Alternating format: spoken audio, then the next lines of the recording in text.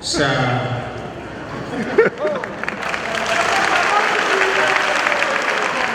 Amina Abdulsalam Gwarzo.